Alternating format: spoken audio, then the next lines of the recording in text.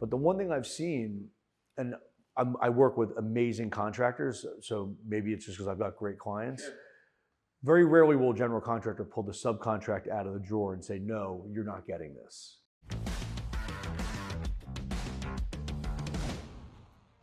On the general contractor side, we spend a ton of time on a project negotiation carefully dividing up who's responsible for price increases, who's responsible for the delays associated with all these different events, and who's going to bear that cost. And as a contractor, we take on some of that.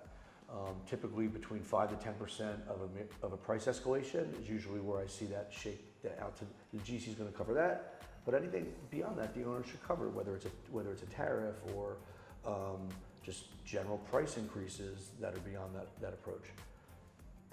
And we very carefully designate all that out.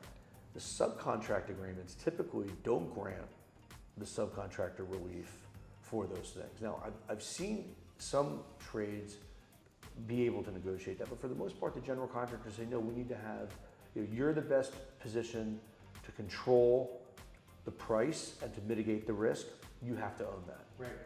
And the way the market is, trade contractors typically have a hard time negotiating terms that are much different than this, Sure. the standard agreement. But the one tip is most subcontractor agreements flow down the prime contract into their subcontract agreement. So if it's something that the general contractor has entitlement to, the trade contractors may as well through the flow down. But the one thing I've seen, and I work with amazing contractors, so maybe it's just because I've got great clients. Sure. Very rarely will a general contractor pull the subcontract out of the drawer and say, no, you're not getting this.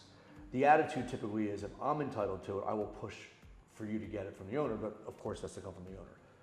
So I always tell the trades that are on the jobs that I'm working on, even if you're not entitled to it, track it and ask for it. Right.